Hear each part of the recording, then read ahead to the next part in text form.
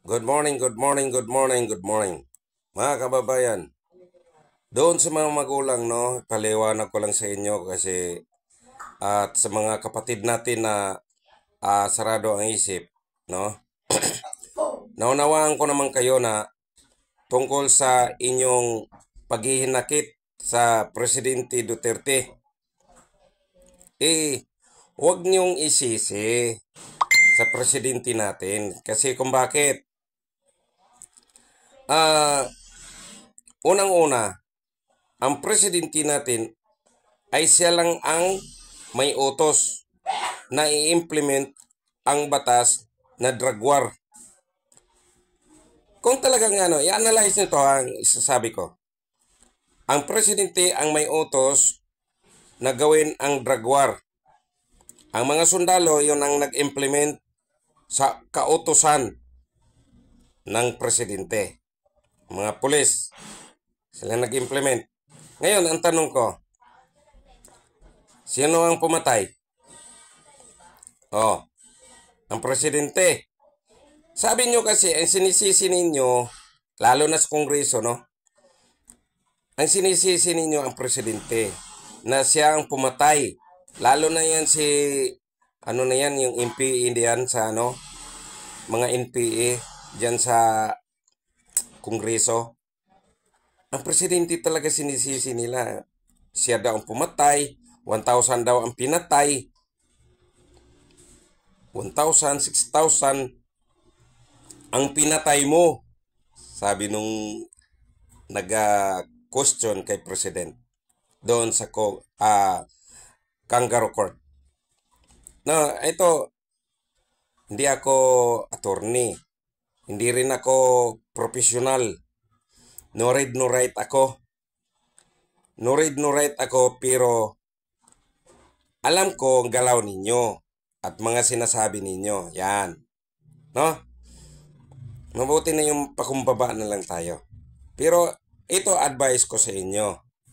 Ang no read, no write mag-advise sa inyo. Para malinawan kayo, hindi ang presidente ang pumatay, kundi yung pulis na nag-implement ng batas. Tama ba ko? Hindi? Nga, bakit? Sa presidente, kay Rodrigo Roa Duterte ninyo, ibintang ang pumatay. Bakit siya? Siya ba ang pumatay? Hindi naman. Siya yung nag-utos na i-implement yung batas. Ang nag-implement ng batas ay ang mga pulis at sundalo. Sino ngayon ang pumatay? Akala ko ba matalino kayo, abogado kayo eh. Sino ngayon ang pumatay? Ang presidente. Kayo naman. Bobo na nga ako. Mas bobo rin pala kayo. Ay, talaga naman oo. Alangan, si Pedro ang pumatay. Si Juan ang singilin. Kaya nga sabi ng presidente, marami akong pinatay. Tapos sabihin nyo, ang sinabi niya na maraming pinatay, tao na yon. Marami akong pinatay. Kahit ang ako nga, sabihin ko marami akong pinatay. Na sabihin nyo, tao, pinatay ko. Hinusgahan nyo kaagad. Bakit hindi kayo nag-aanalisar sa mga bawat sinasabi? Ano ba yung sinabi niya? Hindi niya pinag-istadihan, pinag-aralan yung mga bawat words na binibitawan.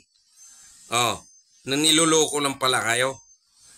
Kayo nagpapaloko naman kasi kayo. Alam niyo mo naman sa PRRD, matalino yan. Di ba? Matalino. Very intelligent yan. No? Kaya nga naging presidente yan eh. Na walang gamit-gamit ng pera. Di ba?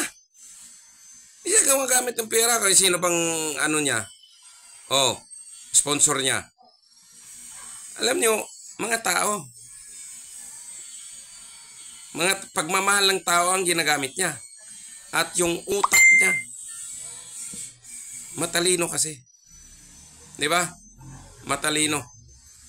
Kaya siya naging presidente. Alam nyo, hindi ako sangayon doon sa nagagalit. Alam mo, may kapitbahay ako dito. Hinuli yung anak niya. Magbayaw. Anak niya at saka yung asawa ng kanyang anak. No? Magbayaw nga tawag doon. Hinuli ng pulis. Galit na galit siya kay presidente. Kasi hinuli ang anak niya. Tapos, drug test. Nag-positive. Paano ka makukulong kung hindi ka na positive? Talaga naman, oo.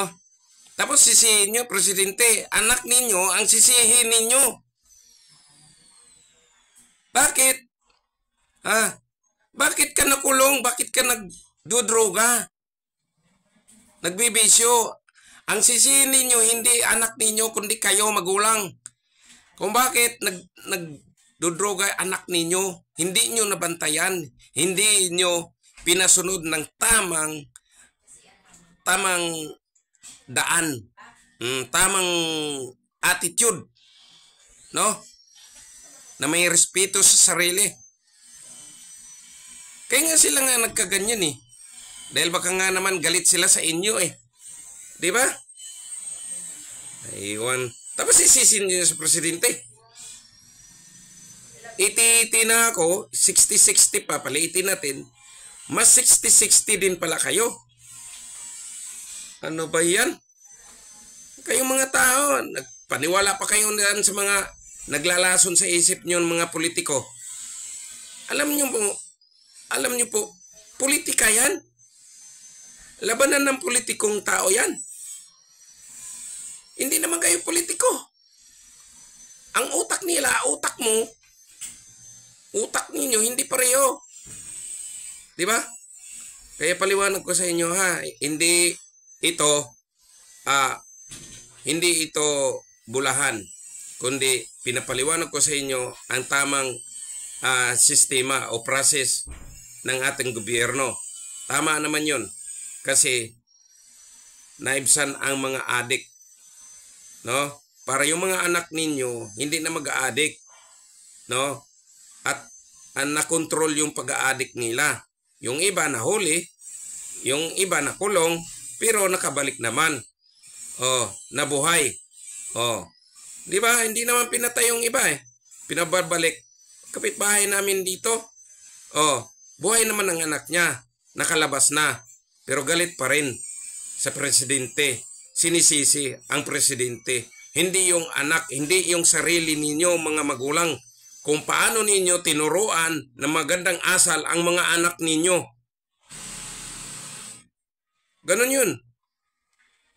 Ang minor de edad, nagkasala, hindi pwedeng hulihin ng gobyerno, ng pulis. Kundi, ang hulihin, ang magulang. Bakit? Ang sinisisi, ang nagkakamali magulang. Bakit?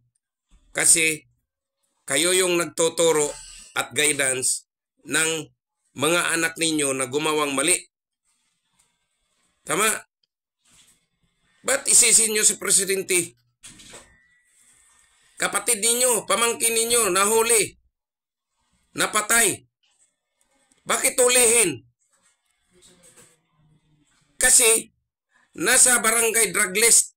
Ang barangay ang nag-report sa pulisya. Kasalanan ngayon ng presidente. Ang barangay ang mata. Diyan sa tinitirahan ninyo kung saan kayo nasakupan ng barangay. Kaya inireport yan, nasa barangay drug list yan, ang anak ninyo. Tapos ang presidente ang sisihin ninyo. Ito, wala kayo sa utak eh. Di ba? Tama ako? Hindi. Ito ako sa inyo. Nag-advise lang ako sa inyo kung ano ang tamang pag-iisip, pag-analyze dyan sa mga nangyayari ngayon. Kayo rin ng isa nagpapahirap sa ating bansa kasi bakit?